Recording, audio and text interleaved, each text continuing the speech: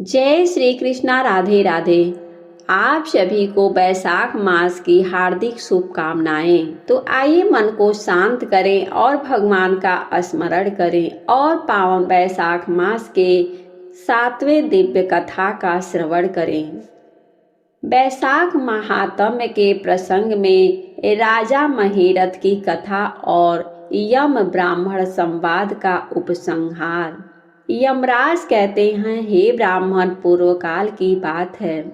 महीरथ नाम से विख्यात एक राजा थे।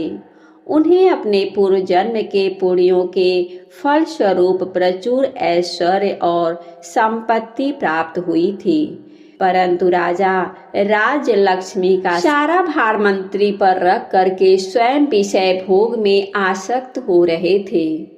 वे न प्रजा की ओर दृष्टि डालते थे, न धन की ओर डालते थे। धर्म और अर्थ का काम भी कभी नहीं देखते थे। उनकी बाड़ी और उनका मन कामिनियों के क्रीड़ा में ही आसक्त रहती थी। राजा के पुरोहित का नाम कश्यप था। जब राजा को विषयों में रमते हुए बहुत दिन व्यतीत हो गए, तब पुरोहित ने मन से विचार किया, जो गुरु मोहवश राजा को अधर्म से नहीं रोकता, वह भी उसके पाप का भागी होता है। यदि समझाने पर भी राजा अपने पुरोहित के वचनों की अवहेलना करता है तो पुरोहित निर्दोष हो जाता है। उस दशा में राजा ही सारे दोषों का भागी होता है। यह सोचकर उन्होंने राजा से धर्मानुकूल वचन कहा। कश्यप बोले, हे राजन, मैं तुम्हारा गुरु हूँ, अतः धर्म और अर्थ से युक्त मेरे वचनों को सुनो। राजा के लिए यही सबसे बड़ा धर्म है। गुरु की आज्ञा में रहे, गुरु की आज्ञा का आंशिक पालन भी करे। राजाओं की आयु लक्ष्मी तथा सौख्य को बढ़ाने वाला है। तुमने दान के द्वारा कभी ब्राह्मणों को तृप्त नहीं किया, भगवान श्री विष्णु की आराधना नहीं की, कोई व्रत तपस्या तथा तीर्थ भी नहीं किया। महाराज, कितने खेद की बात है कि तुमने काम के अधीन हो करके कभी भगवान के नाम का स्मरण नहीं किए। अबलाओं की संगति में पढ़ करके विद्वानों की संगति नहीं की। जिसका मन स्त्रियों हर लिया, उसे अपनी विद्या, तपस्या, त्याग, नीति तथा विवेकशील चित्त से क्या लाभ हुआ। एकमात्र धर्म ही सबसे महान और श्रेष्ठ है, जो मृत्यु के बाद भी साथ जाता है। शरीर के उपभोग में आने वाली अन्य जितनी वस्तुएं हैं, वे सब यहीं नष्ट हो जाती हैं। धर्म की सहायता से ही मनुष्य दुर्गति से पार हो जाता है। हे राजेंद्र, क्या तुम नहीं जानते? मनुष्यों के जीवन का विलास जल की उत्ताल तरंगों के समान चंचल एवं अनित्य है, जिनके लिए विनय ही पगड़ी और मुकुट है, सत्य और धर्म ही कुंडल है तथा त्याग ही कंगन है। उन्हें जड़ आभूषणों की क्या आवश्यकता है?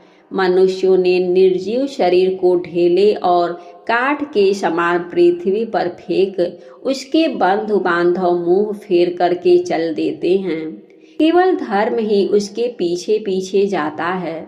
सब कुछ जा रहा है, आयु प्रतिदिन क्षीण हो रही है तथा यह जीवन भी लुप्त हो रहा है। ऐसी अवस्था में भी तुम उठ करके भागते क्यों नहीं? स्त्री, पुत्र आदि कुटुंब, शरीर तथा द्रव्य संग्रह में ये सब पराये हैं, अनित्य हैं, किंतु पुण्य और पाप अपने हैं। जब एक दिन सब कुछ छोड़कर तुम्हें विवशता पूर्वक जाना ही है, तो तुम अनर्थ में फंस करके अपने धर्म का अनुष्ठान क्यों नहीं करते? मरने के बाद उस दुर्गम पथ पर अकेले कैसे जा सकोगे, जहाँ न ठहरने के लिए स्थान, न खाने योग्य अन्न, न पानी, न राह खर्च और न राह बताने वाला कोई गुरु ही है। यहाँ से प्रस्थान करने के बाद तुम्हारे पीछे कुछ भी नहीं जाएगा, केवल पाप और पुण्य जाते समय तुम्हारे पीछे पीछे जाएंगे। अतः तुम आलस्य को छोड़कर वेदों तथा स्मृतियों में बताए हुए देश और कुल के अनुरूप हितकारक कर्म का अनुष्ठान करो। धर्म मूलक सदाचार का सेवन करो। अर्थ और काम भी यदि धर्म से रहित हो तो उनका परित्याग कर देना चाहिए। दिन रात इंद्रिय विजय रूपी योग का अनुष्ठान करना चाहिए, क्योंकि जितेंद्रिय राजा ही प्रजा को अपने वश में रख सकता है। लक्ष्मी अत्यंत प्रगल्भ रमणी के कटाक्ष के समान चंचल होती हैं। विनय रूपी गुण धारण करने से ही वह राजा के पास दीर्घ काल तक ठहरती हैं। जो अत्यंत कामी और घमंडी हैं, जिनका सारा कार्य बिना विचारे ही होता है, उन मूढ़ चेता राजाओं की संपत्ति उनकी आयु के साथ ही नष्ट हो जाती हैं। व्यसन और मृत्यु, इनमें व्यसन को ही कष्टदायक बताया गया है। व्यसन में पड़े हुए राजा की अधोगति होती है और जो व्यसन से दूर रहता है वह स्वर्ग लोकों में जाता है। व्यसन और दुख विशेषतः काम से ही उत्पन्न होते हैं। अतः काम का परित्याग करो। पापों में फंस जाने पर वैभव एवं भोग स्थिर नहीं रहते, वे शीघ्र ही नष्ट हो जाते हैं। चलते, रुकते, जागते और सोते समय भी जिसका चित्त विचार में संलग्न नहीं रहता, वह जीते जी भी मरे के तुल्य हैं। विद्वान पुरुष विषय चिंता छोड़ करके समतापूर्ण स्थिर एवं व्यवहारिक युक्ति से परमार्थ का साधन करते हैं। जीव का चित्त बालक की भांति चपल होता है, अतः उससे बलपूर्वक काम लेना चाहिए। हे राजन, धर्म के तत्वदर्शी वृद्ध पुरुषों की बुद्धि का सहारा ले। पराबुद्धि के द्वारा अपने कुपथगामी चित्त को वश में करना चाहिए। लौकिक धर्म, मित्र, भाई, बंधु, हाथ पैरों का चलाना, देशांतर में जाना, शरीर से कलेश उठाना तथा तीर्थ के लिए यत्न करना, कोई भी परम पद की प्राप्ति में सहायता नहीं कर सकते हैं। केवल परमात्मा में मन लगा करके उनका नाम जप करने से ही उस पद की प्राप्ति होती है। इसलिए हे राजन, विद्वान पुरुष को उचित है कि वह विषयों में प्रवृत्त हुए चित्त को रोकने के लिए यत्न करे। यत्न से ही वह अवश्य ही वश में हो जाता है। यदि मनुष्य मोह में पड़ जाए, स्वयं विचार करने में असमर्थ हो जाए, तो उसे विद्वान सुहृदों के पास जाकर के प्रश्न करना चाहिए। वे ही पूछने पर यथोचित कर्तव्य का उपदेश देते हैं। कल्याण की इच्छा रखने वाले को हर एक उपाय से काम और क्रोध का निग्रह करना चाहिए, क्योंकि वे दोनों कल्याण का विघात करने के लिए उद्यत रहते हैं। हे राजन, काम बड़ा बलवान है। वह शरीर के भीतर रहने वाला महान शत्रु है। श्रेय की अभिलाषा रखने वाले पुरुष को उसके अधीन नहीं होनी चाहिए। अतः विधि पूर्वक पालन किया हुआ धर्म ही सबसे श्रेष्ठ है। इसलिए तुम धैर्य धारण करके धर्म का ही आचरण करो। यह श्वास बड़ा चंचल है, जीवन उसी के अधीन है। ऐसी स्थिति में कौन मनुष्य धर्म के आचरण में विलंब करेगा। हे राजन, जो वृद्धा अवस्था को प्राप्त हो चुका है, उसका चित्त भी इन निषिद्ध विषयों की ओर से नहीं हटता है। हाय, यह कितने शोक की बात है। पृथ्वीनाथ, इस काम के मोह में पड़ करके तुम्हारी सारी उम्र व्यर्थ बीत गई। अब भी तो अपने हित साधन में लगो। राजन, तुम्हारे लिए सर्वोत्तम हित की बात कहता हूँ, क्योंकि मैं तुम्हारा पुरोहित और तुम्हारे भले बुरे कर्मों का भागी हूँ। मुनीश्वरों ने ब्रह्म हत्या, सुरापान, चोरी, गुरु पत्नी गमन आदि महापातक बताए हैं। उनमें से मनुष्यों द्वारा मन, वाणी और शरीर से भी किए हुए जो पाप हैं, उन्हें वैशाख मास नष्ट कर देता है। जैसे सूर्य अंधकार का नाश करता है, उसी प्रकार वैशाख मास पाप रूपी महान अंधकार को सर्वथा नष्ट कर डालता है। इसलिए तुम विधि पूर्वक वैशाख व्रत का पालन करो। हे राजन, मनुष्य वैशाख मास की विधि के अनुष्ठान द्वारा होने वाले पुण्य के प्रभाव से जन्म भर के किए हुए घोर पापों का परित्याग करके परम धाम को प्राप्त होता है।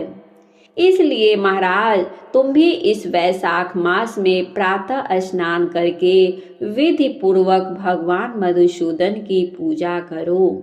जिस प्रकार कूटने छाटने की क्रिया से चावल की भूसी छूट जाती है, माजने से तांबे की कालिक मिट जाती है, उसी प्रकार शुभ कर्म का अनुष्ठान करने से पुरुष के अंतःकरण का मल धुल जाता है।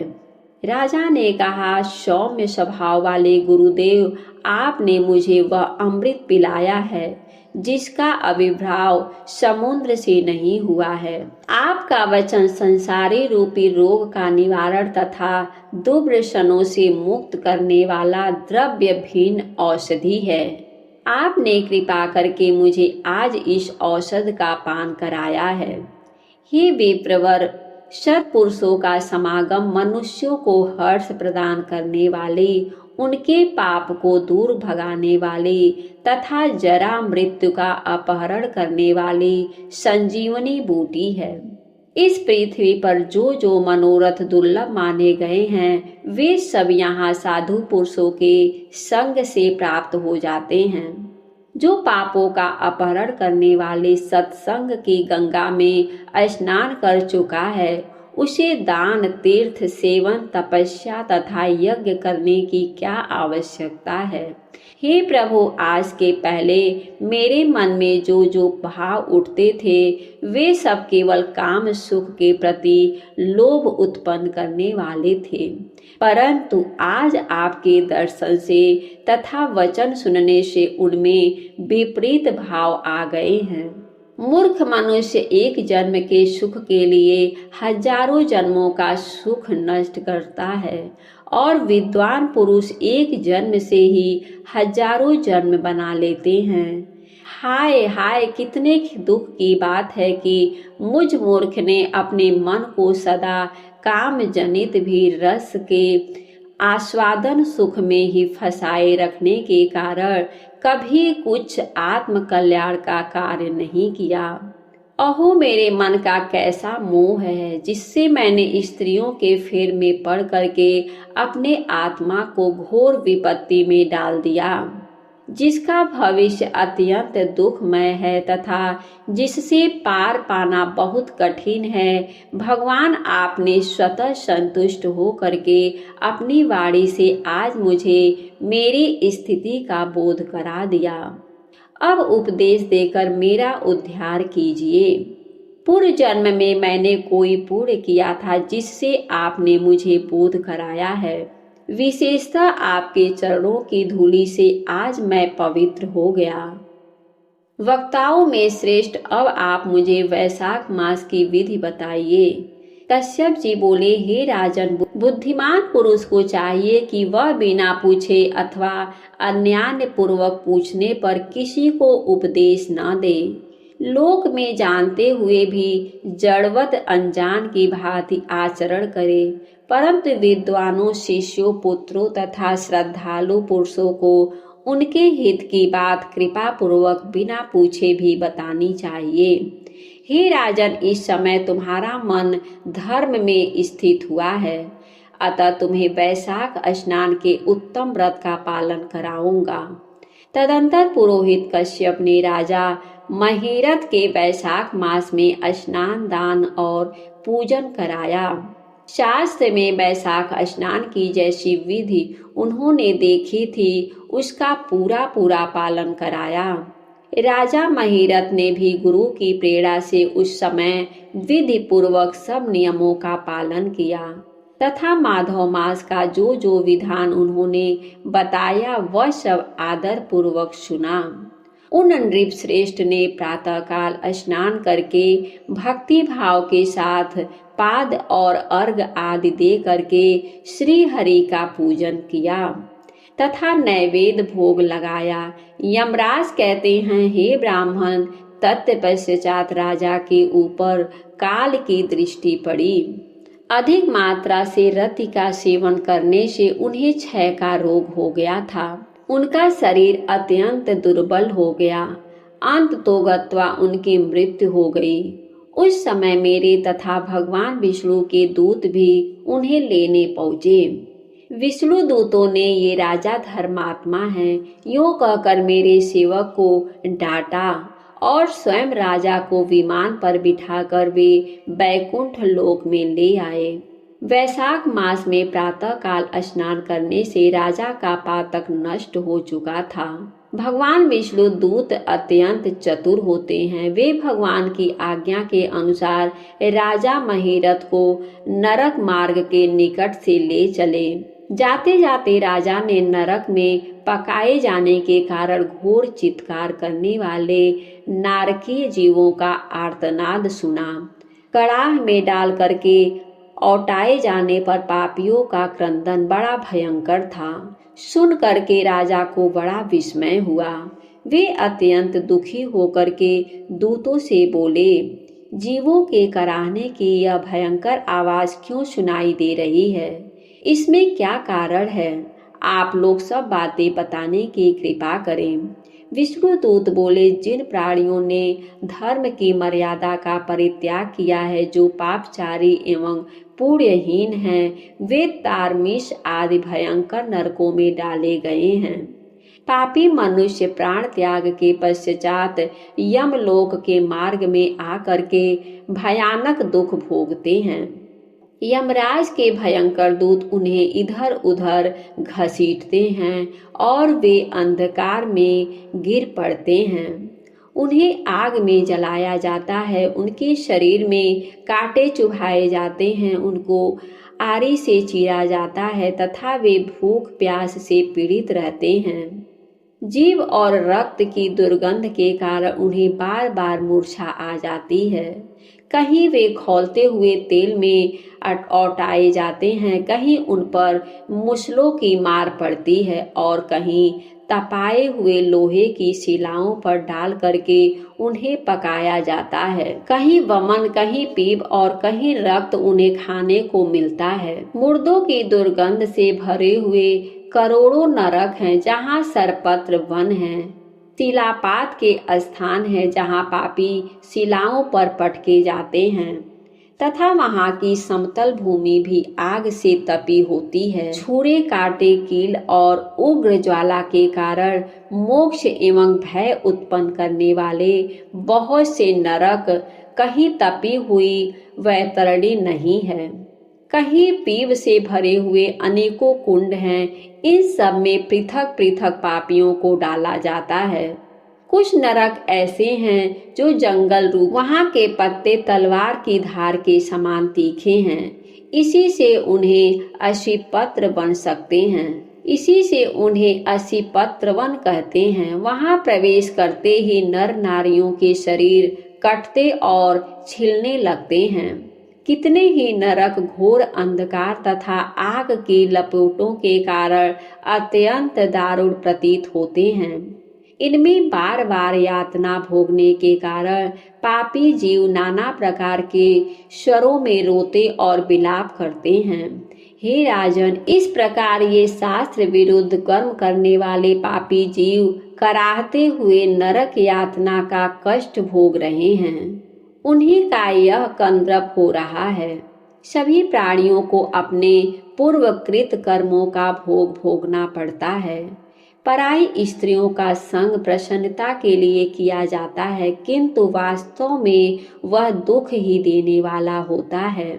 2 घड़ी तक किया हुआ विषय सुख का आस्वादन करने कल्पों तक दुख देने वाला होता है। हे राजेंद्र, तुमने वैशाख मास में प्रातः स्नान किया है, उसकी विधि का पालन करने से तुम्हारा शरीर पावन बन गया है।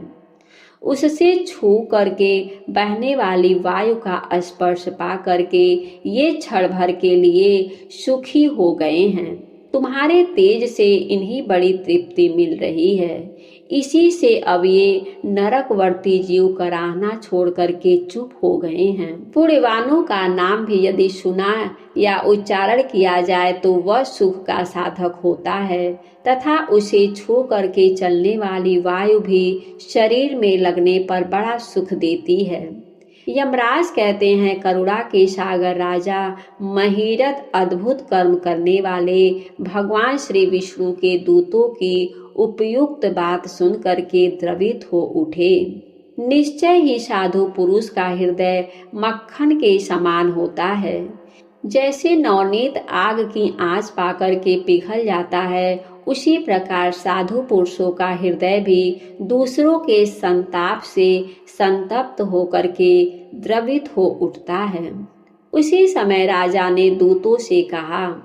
राजा बोले, इन्हें देख करके मुझे बड़ी व्यथा हो रही है। मैंने इन व्यथित प्राणियों को छोड़कर जाना नहीं चाहता। मेरी समझ में सबसे बड़ी पापी तो वही होता है जो समर्थ होते हुए भी वेदनाग्रस्त जीवों का शोक दूर न कर सके। यदि मेरे शरीर को छू करके बहने वाली वायु के स्पर्श से ये जीव सुखी हुए हैं तो आप लोग मुझे उसी स्थान पर ले चलिए, क्योंकि जो चंदन वृक्ष की भांति दूसरों के ताप दूर करके उन्हें आह्लादित करते हैं तथा जो परोपकार के लिए स्वयं कष्ट उठाते हैं, वे ही पुण्यात्मा हैं। संसार में वे ही संत हैं जो दूसरों के दुखों का नाश करते हैं तथा पीड़ित जीवों की पीड़ा दूर करने के लिए जिन्होंने अपने प्राणों को तिनके के समान निछावर कर दिया है, जो मनुष्य सदा दूसरों की भलाई के लिए उद्यत रहते हैं, उन्होंने ही इस पृथ्वी को धारण कर रखा है। जहाँ सदा अपने मन को ही सुख मिलता है, वह स्वर्ग भी नरक के समान है। अतः साधु पुरुष सदा दूसरों के सुख से ही सुखी होते हैं। जहाँ नरक में गिरना अच्छा, प्राणों से वियोग हो जाना भी अच्छा, किंतु पीड़ित जीवों की पीड़ा दूर किए बिना एक क्षण भी सुख भोगना अच्छा नहीं है। दूत बोले, हे राजन, पापी पुरुष अपने कर्मों का ही फल भोगते हुए भयंकर नरक में पकाए जाते हैं। जिन्होंने दान, होम अथवा पूर्ण तीर्थ में स्नान नहीं किया है, मनुष्यों का उपकार तथा कोई उत्तम पुण्य नहीं किया है, यज्ञ, तपस्या और प्रसन्नता पूर्वक भगवान नामों का जप नहीं किया है, वे ही परलोक में आने पर घोर नरकों में पकाए जाते हैं। जिनका शील स्वभाव दूषित है, जो दुराचारी व्यवहार में निंदित, दूसरों की बुराई करने वाले एवं पापी हैं, वे ही नरक में पड़ते हैं। जो पापी अपने मर्म भेदी वचनों से दूसरों का हृदय विदीर्ण कर डालते हैं तथा जो पराई स्त्रियों के साथ विहार करते हैं, वे नरक में पकाए जाते हैं। हे महाभाग भूताल, आओ अब भगवान के धाम को चलो। तुम पुण्यवान हो, अतः अब तुम्हारा यहाँ ठहरना उचित नहीं है। राजा ने कहा, हे विष्णु दूतगण, यदि मैं पुण्यात्मा हूँ तो इस महाभयंकर यातना मार्ग में कैसे लाया गया? मैंने कौन सा पाप किया है तथा किस पुण्य के प्रभाव से मैं विष्णु धाम को जाऊंगा? आप लोग मेरे इस संशय का निवारण करें। दूत बोले, हे राजन, तुम्हारा मन काम के अधीन हो रहा था, इसलिए तुमने कोई पुण्य यज्ञ अनुष्ठान अथवा यज्ञाविष्ट अन्न का भोजन नहीं किया, इसलिए तुम्हें इस मार्ग से लाया गया है। किंतु लगातार 3 वर्षों तक तुमने अपने गुरु की प्रेरणा से वैशाख मास में विधि पूर्वक प्रातः स्नान किया तथा महापापों और अति पापों की राशि का विनाश करने वाले भक्त वत्सल विशेश्वर भगवान मधुसूदन की भक्ति पूर्वक पूजा की है। यह सब पुण्यों का सार है। केवल इस एक ही पुण्य से तुम देवताओं द्वारा पूजित हो करके श्री विष्णु धाम को ले जाए जा रहे हो। नरेश्वर जैसे एक ही चिंगारी पड़ जाने से तिनकों की राशि भस्म हो जाती है, उसी प्रकार वैशाख में प्रातः स्नान करने से पाप राशि का विनाश हो जाता है। जो लोग वैशाख में शास्त्रोक्त नियमों से युक्त हो करके स्नान करता है वह हरि भक्त पुरुष अति पापों के समूह से छुटकारा पा करके विष्णु पद को प्राप्त होता है। यमराज कहते हैं, हे ब्राह्मण, तब दया सागर राजा ने उन जीवों के शोक से पीड़ित होकर के भगवान श्री विष्णु के दूतों से विनय पूर्वक कहा, साधु पुरुष प्राप्त हुए ऐश्वर्य का, गुणों का तथा पुण्य का यही फल मानते हैं कि इनके द्वारा कष्ट में पड़े हुए जीवों की रक्षा की जाए। यदि मेरा कुछ पुण्य है तो उसी के प्रभाव से ये नरक में पड़े हुए जीव निष्पाप होकर के स्वर्ग को चले जाएं और मैं इन्हीं के जगह पे नरक में निवास करूंगा। राजा के ऐसे वचन सुनकर के श्री विष्णु के मनोहर दूत उनके सत्य और उदारता पर विचार करते हुए इस प्रकार बोले, राजन, इस दयारूप धर्म के अनुष्ठान से तुम्हारे संचित धर्म की विशेष वृद्धि हुई है। तुमने वैशाख मास में जो स्नान दान जप होम तप तथा देव पूजन आदि कर्म किए हैं वे ही अच्छे फल देने वाले हो गए हैं। जो वैशाख मास में स्नान दान करके भगवान का पूजन करता है वह सब कामनाओं को प्राप्त होकर के विष्णु धाम को जाता है। एक ओर तप दान और यज्ञ आदि की शुभ क्रियाएं और एक ओर विधि पूर्वक आचरण में लाया हुआ वैशाख मास का व्रत हो तो यह वैशाख मास ही महान है। हे राजन, वैशाख मास के एक दिन का भी जो पुण्य है वह तुम्हारे लिए सब दानों में बढ़कर है। दया के समान धर्म, दया के समान तप, दया के समान दान और दया के समान कोई मित्र नहीं है। पुण्य दान का करने वाला मनुष्य सदा लाख गुना पुण्य प्राप्त करता है। विशेषतः तुम्हारी दया के कारण धर्म की अधिक वृद्धि हुई है। जो मनुष्य दुखित प्राणियों का दुख से उद्धार करता है वही संसार में पुण्यात्मा है। उसे भगवान नारायण के अंश से उत्पन्न समझना चाहिए। वैशाख मास की पूर्णिमा को तीर्थ में जाकर के तुमने सब पापों का नाश करने वाला स्नान दान आदि पुण्य किया है, उसे विधिवत भगवान श्री हरि को साक्षी बना करके 3 बार प्रतिज्ञा करके इन पापियों के लिए दान कर दो, जिससे ये नरक से निकल करके स्वर्ग को चले जाएं। हमारा तो ऐसा विश्वास है कि पीड़ित जंतुओं को शांति प्रदान करने से जो आनंद मिलता है उसे मनुष्य स्वर्ग और मोक्ष में भी नहीं पा सकता है। हे सौम्य, तुम्हारी बुद्धि दया एवं दान में दृढ़ है। इसे देखकर हम लोगों को भी उत्साह होता है। हे राजन, यदि तुम्हें अच्छा जान पड़े तो अब बिना विलंब किए इन्हें वह पुण्य प्रदान करो जो नरक यातना के दुख को दग्ध करने वाला है। विष्णु दूतों को यो कहने पर दयालु राजा महीरथ ने भगवान गदाधर को साक्षी बना करके 3 बार प्रतिज्ञा पूर्वक संकल्प करके उन पापियों के लिए अपना पुण्य अर्पण किया। वैशाख मास के एक दिन के पुण्य का दान करने पर वे सभी जीव यम यातना के दुख से मुक्त हो गए। फिर अत्यंत हर्ष में भरकर वे श्रेष्ठ विमान पर आरूढ़ हुए और राजा की प्रशंसा करते हुए उन्हें प्रणाम करके स्वर्ग को चले गए। इस दान से राजा को विशेष पुण्य की प्राप्ति हुई। मुनियों और देवताओं का समुदाय उनकी स्तुति करने लगा तथा वे जगदीश्वर श्री विष्णु के पार्षदों द्वारा अभिवंदित होकर के उस परम पद को प्राप्त हुए जो बड़े बड़े योगियों के लिए दुर्लभ है।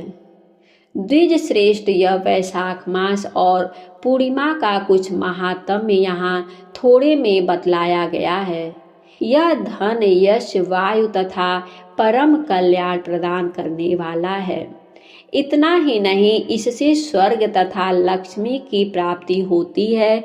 यह प्रशंसनीय महात्म्य अंतःकरण को शुद्ध करने वाला और पापों को धो डालने वाला है। माधव मास का यह महात्म्य भगवान माधव को अत्यंत प्रिय है। राजा महिरथ का चरित्र और हम दोनों का मनोरम संवाद सुनने पढ़ने तथा विधि पूर्वक अनुमोदन करने से मनुष्यों को भगवान की भक्ति प्राप्त होती है, जिससे समस्त कलेशों का नाश हो जाता है। सुत जी कहते हैं, धर्मराज की यह बात सुन करके वह ब्राह्मण उन्हें प्रणाम करके चला गया। उसने भूल करके भी प्रतिवर्ष स्वयं तो वैशाख स्नान की विधि का पालन किया ही, दूसरों से ही करवाया। यह ब्राह्मण और यम का संवाद मैंने आप लोगों से वैशाख मास के पूर्णमय स्नान के प्रसंग में सुनाया है। जो एक चित हो करके वैशाख मास महात्म्य का श्रवण करता है, वह सब पापों से मुक्त हो करके श्री विष्णु के परम पद को प्राप्त होता है। आज का अध्याय समाप्त हुआ। उम्मीद है कि आज की कथा आप सभी को पसंद आई होगी।